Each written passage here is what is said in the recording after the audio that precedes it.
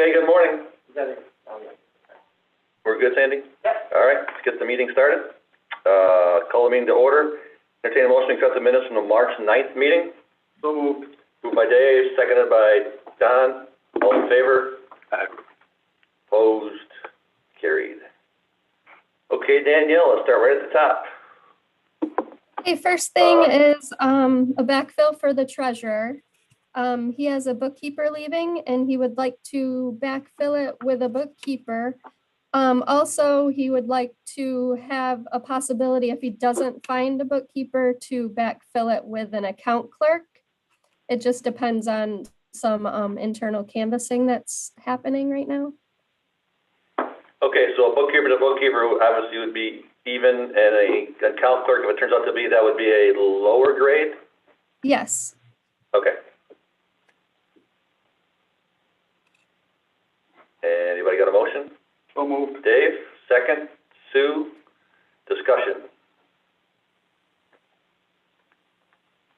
No discussion. All in favor? Aye. Opposed? Carried. That would also be a staffing pattern change if it was an account clerk. So Danielle, do you think we'll know prior to the board meeting, or will it be, it probably won't be till next month's board meeting? we should know by the board meeting. Okay. I think Al's given a thumbs up. So in that resolution, we'll know by then if it's not a staffing pattern change or if it is a staffing pattern change. Yes. Okay, great. Next up is backfill for the sewer district. It's for a laborer that it was a resignation. It's a 40-hour-a-week position. So moved. Moved by Dave, seconded by Jay. Discussion. Seeing none, all in favor? Aye. Opposed? Carried. Sewer district. Sewer district, another backfill for an account clerk due to a resignation. It's a 35-hour-a-week position. So moved. Moved by Dave, seconded by Sue. Discussion. All in favor? Opposed? Aye. Carried. Okay, moving on to Public Works. There is a backfill for a DPW maintenance shop supervisor. It is a competitive position, 40 hours a week, and this would be due to a resignation. Moved by Jay, seconded by Jim. Discussion? All in favor? Aye. Opposed? Carried. Next thing I have is to remove the Deputy Superintendent of Public Works from the staffing pattern. Okay. Moved by Jay, seconded by Sue. Discussion. All in favor? Aye. Opposed? Carried. Next up is the new positions for DPW. The first one would be a Public Works Manager. It is a competitive position. We proposed it be a grade 20, which is $29.98 an hour, for an hourly position of 40 hours a week. So this would be a staffing pattern change. We take out the Highway Supervisor 3 and put in a manager. Public Works Manager, yes. Yep, we can do those together, right? Yeah. A motion. So moved. Moved by Jay, seconded by Jim. Discussion? Oh, Jay? Yeah, I just wanted to check. I'd had some questions and I'll pass them on to Deb. This position would require a little bit more oversight. The person has oversight over other ones. Is it going to change his hours much, or is this going to kick in mainly when you're absent, Deb? I don't anticipate it to change any hours, no. Oh, Dana. Deb, The title Public Works Manager, isn't that really what you do? No, I'm the superintendent. But you do manage the department. Yep.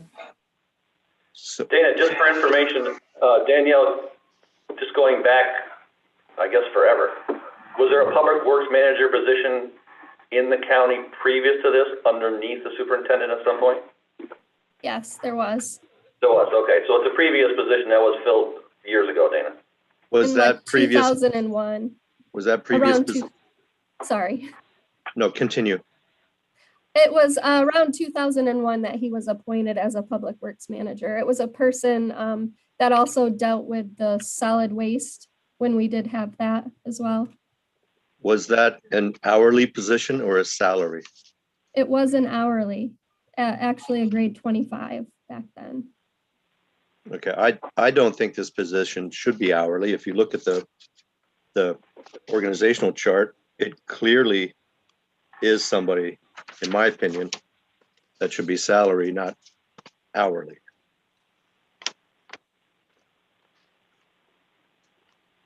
Further discussion, Brian?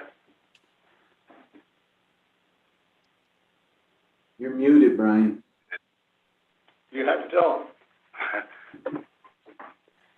Okay, better. The only reason I'd go with hourly is state snow and ice pays a third of the overtime in this position. So that's why I would go with hourly. Okay, anybody else got discussion? What was that again, Brian? Again, he said that all of the overtime that person would accumulate, a certain proportion, could be up to a third, is covered in reimbursement through state snow and ice because of his duties. Okay, thank you. I think I saw Roger's hand up. Yeah, I'm just wondering about an effective date. I would assume the start of a pay period.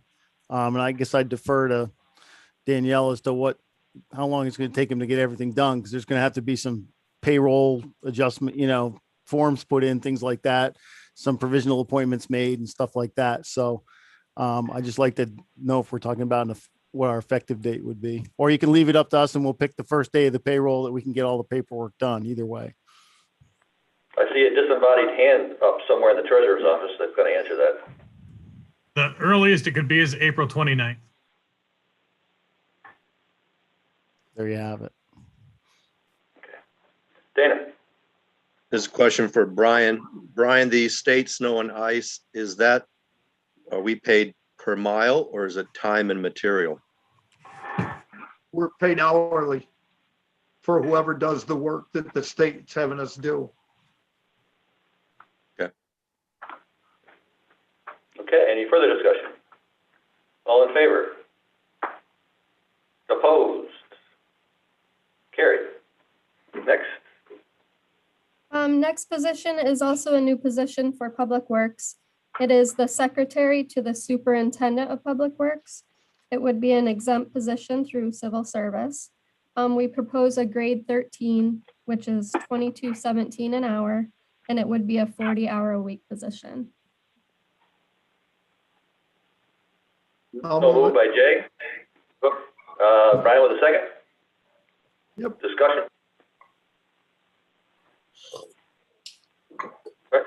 All in favor? Aye. Opposed? That would be me, Debbie, I'm opposed. Carried.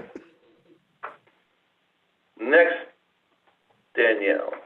Next is a carryover of vacation time for Deb. I believe she brought it to her committee first and it was moved to personnel. It would be 10 days of her unused time to be used by her next anniversary date. Right, and this was cleared through DPW committee, correct? I Yes, believe it okay, was. yep. Oh, So moved by Jay. Seconded by Brian. Discussion. Seeing none. All in favor? Aye. Opposed? Carried. Next up is a backfill from the district attorney's office for a legal assistant. It is a competitive position at $21.05 an hour, and it is a 40-hour-a-week position. This is due to a resignation in their office. So moved. Moved by Dave, seconded by Jim. Discussion? All in favor? Opposed? Carried. Next up is for the Office of Aging. There's a backfill for a nutrition services coordinator. It is a competitive position at $23.29 an hour, 40 hours a week, and it is due to a resignation. So moved. Moved by Dave, seconded by Brian. Discussion? Okay, seeing none, all in favor? Aye. Opposed? Carried. And the last backfill request is for WIC. It's a WIC program nutritionist, a competitive position. It's $25.50 an hour for 35 hours a week, and this is due to a resignation as well. So moved. Moved by Dave, seconded by Sue. Discussion? All in favor? Aye. Opposed? Aye. Carried.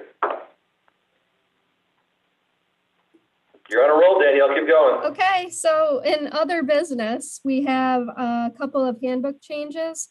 The first one is an addition to the handbook. We're adding the Public Employer Health Emergency Plan for Washington County.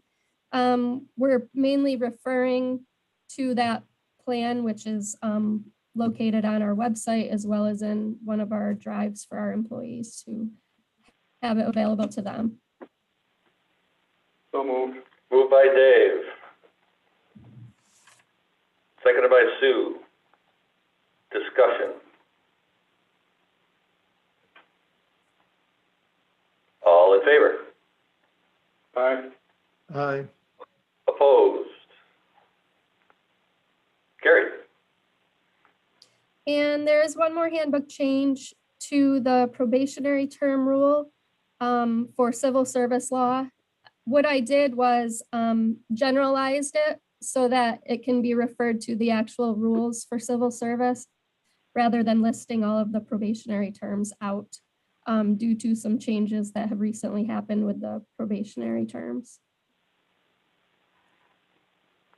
Okay, so this will be the change to the handbook to, It would be a change to the handbook right, to cover all based that. on a rule change for the probationary term.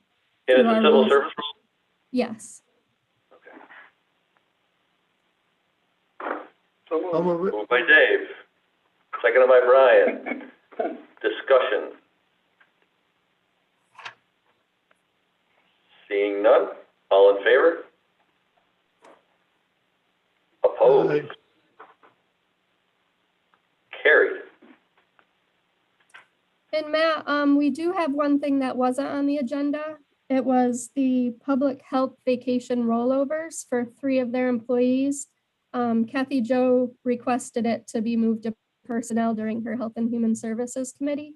What I'm asking for is how we would like to move forward in rolling their time over or possibly payout. I'm not really sure which direction you would want to go. So this is for when Kathy Jo brought it forward, it was 3 specific employees whose anniversary dates were coming up In fairly May, soon. June, and July. And they wanted to address that situation for those 3 employees now. Yes. Can I guess that because of the pandemic and the situation of public health, this is just the tip of the iceberg, that many other employees will be falling into the same category as their anniversary dates come due? I think Melissa. Well, there she is. Sorry, I didn't see that, Melissa. Go ahead. That's okay. Yes, Supervisor Hicks, I do believe that it is the tip of the iceberg. We're in the process right now of developing a report, which we have IT helping us with to get the balances of the employees that are not going to be able to use their time before their upcoming anniversary dates. Right now, I mean, as you've seen, I think in the last month, we have had a couple of requests already from people asking to carry overtime. And then, of course, now we have 3 from public health. You know, as KJ mentioned in her committee meeting, it's very difficult for them to take the time off. As of right now, they already have pretty high balances, and then they've been here for a while. So their anniversary dates, they're going to get quite a bit of time also in their buckets at that time. So I guess once I get the information and I can bring to you how many people this actually affects, and maybe we can go forth and see what the board would like to consider, whether it be rolling over the time to the next anniversary date or paying out some amount of the time, or even the possibility of rolling some of that time to a different benefit bucket, as in sick or something like that. Yes, that wasn't my idea. That was Supervisor O'Brien's, but yes, I think it's all a good option, but we'll bring those forth once we know what we're dealing with and see what the appetite of the board is in that. So your point is we shouldn't really do something right today to do this to address it, because it's going to set a precedent that's going to affect a whole lot of other people as the year goes along. What I'd like to see come out of today's meeting is just the approval to roll over the time. One of the employees benefit, let me see, the anniversary date's in May, the other one's in June, and the other one's in July. So if we could just have approval to roll those over so that they don't lose their time. And then I think we can explore what other options there are. And the 3 employees that this is affecting in public health is Kathy Jo McIntyre, who she has an anniversary date in June. We have Patricia Williams, whose anniversary date is in May. And then, I'm sorry, I can barely read it. Janet Kilmer. Janet Kilmer, whose anniversary date is in July. I'll move that. Okay, so Dave's motion is to move it, to roll it over, seconded by Sue. I had a question. Go ahead, Brian. Yeah, so first of all, these are a rollover of 3 months. Is that what this is? I would like to understand that first. Well, the 3 months is, as stated in the employee handbook, is for time up to 5 days, where the personnel officer or the county administrator can approve that time to roll over for 3 months. At this point, I would like to see that cap not on there. It states in the employee handbook that the personnel committee can actually approve it to be a higher amount. So I would like to see it just, go to the next anniversary date. That way that they're not going to lose that time. And that's what you'd like to do with these first 3 before you have the full picture? Is that what I'm hearing? Yes. Yeah. That way they won't be in danger of losing that time once their anniversary hits. Melissa, can I ask you a question that we all probably can get a grasp on the fact that public health's been under fire for a year plus? Would this policy potentially affect other departments that have been impacted by the pandemic that we're not thinking about? We've already seen some requests come forward since March to rollover vacation time that's been more than 5 days. I think we've seen 2 or 3 requests so far.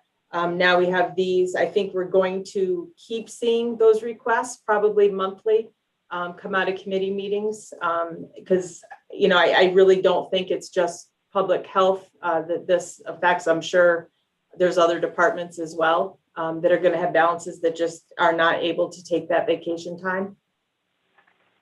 Okay, and that's a decision of their department head that really they haven't been able to take that vacation time because of the situations. So you're going to come up with a plan that may address this after talking to the employees of whether it should be a rollover for X amount of time, or whether there should be a payout or a combination of certain number of days or payouts, and how that affects the budget and everything else as we go forward.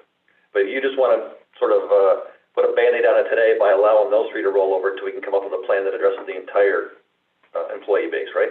Yes, and you actually brought up a good point. This, it's not just to be assumed that everyone who has vacation balances that it's going to roll over. It is supposed to be extenuating circumstances. brought to the committee. Most, employees are supposed to be using their vacation time by their anniversary dates, if at all possible. Department heads, are there to remind their employees of that. But in some cases, we're going to see that they just can't take that time. And you'll work with the department heads to vet that through to see which ones really are affected by this a lot more than others. Yes, yep, we will be visiting that. Okay. Any further, Dave, go ahead.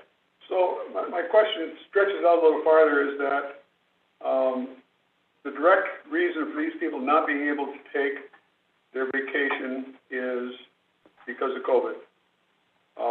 We did not budget paying out these in our budget either in 2020 or 2021. We had no money budgeted for that. So this is a direct result of COVID. Is this possibly something we could claw back from the stimulus funds? If we had to come to pay out some of these, it would make it budget neutral and make probably a little more palatable to think through. Anybody want to weigh in on that? I'm looking at Al. Melissa? Yeah, Al or I can speak up. I myself would like to visit that as an option. Obviously, if we have those funds and we're able to use that to offset those costs, I think that would be great for the county. Unfortunately, I just don't want to sound like I'm guaranteeing that at this point as an option because we just don't have those guidelines yet. I would like to see some kind of guidelines come forth first before we can actually say that's a possibility. Would you like to weigh in, Al? What she said. I like when that happens. Don't get used to it. I won't. Further discussion? Okay, all in favor? Aye. Aye. All opposed? Carried. Other, Danielle? That was it. Okay. Al? Can we cycle back real quick to the DPW changes? As far as the upgrade, the budget will support that change, no problem. But for the new position, we'll need to talk about it at finance because that position is funded in general fund. We'll need to establish a budget for that. So you'll need a budget impact statement on the resolution, what's what you're saying? And a budget amendment for the secretary position. Okay. Oh, Sue? So do we need to move this to finance, Al? Is that what you're suggesting? Well, just so that we all understand, that it'll be in finance for the budget. Okay. I don't think we need a motion, do we, Brian? You can just bring it up there then. Yeah, that'll be fine. Thank you. Deb? Is that where it's funded from general fund or is this in county road admin? That position in the past was funded out of general, but we can talk about that with Brian later. Okay. On the staffing pattern that was proposed in DPW, it is under admin. Okay, further others.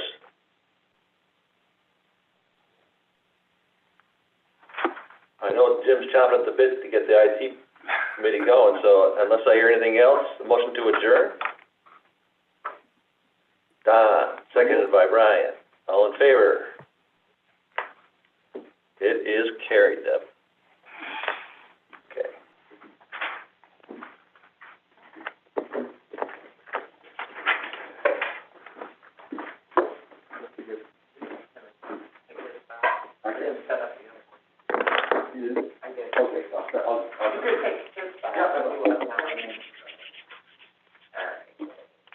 Make sure you sanitize it for them. I am.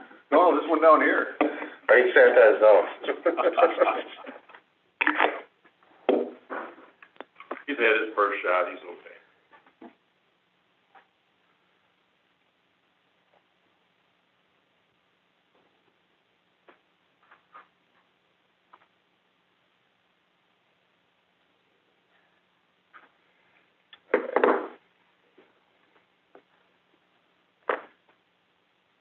Matt's a committee member, right? I'll wait for him to get back.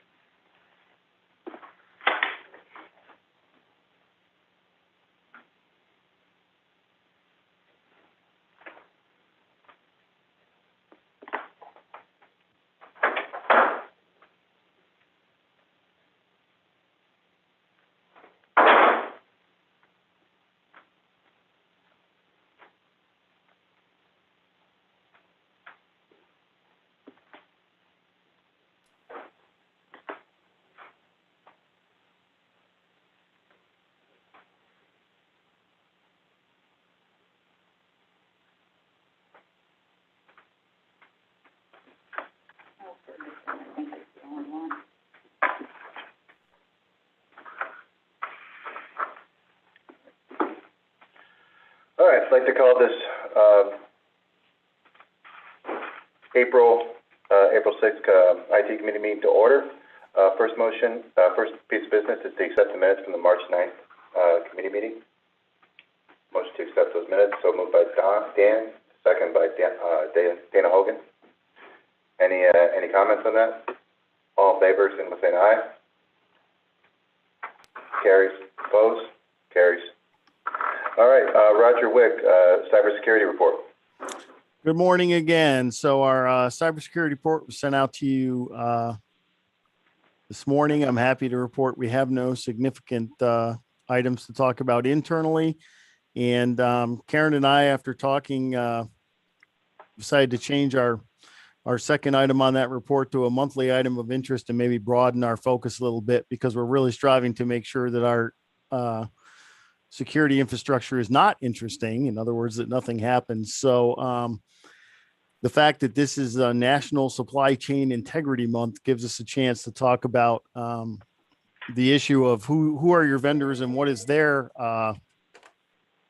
exact cybersecurity as well, because that can affect you. So we are in the process of working to develop, along with Terry, some requirements we're going to put in contracts to our vendors to make sure that they have some of the proper safeguards in place, again, depending on what we're buying from them and how we're buying from them.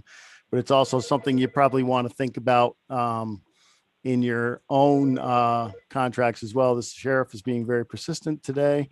So the fact that this is Supply Integrity Month for supply chains gives us a chance to highlight that. And you can see it's a little bit more on your report. We've got some questions in there you should be asking of your suppliers. Other than that, I'm happy to report that while they're still knocking at the door and it doesn't appear anybody's gotten in, you've been reading again about ransomware attacks all over the nation and locally. So it's still going on. I had one of you bring in a suspicious email today. It's always better to check. Karen's happy to check those things for you rather than just click on an attachment and find out you've got some problems down the road. So really, that's all I have to report today. All right. Any questions for Roger? All right. Thanks, Roger. You're welcome. Terry. Hi, Terry. Updates on the projects. Good morning, everyone. For the project list, which I believe you guys all have, I have added a few projects. The top projects are the same. Projects that we've added on this past month are the new time clocks for the parks have been ordered.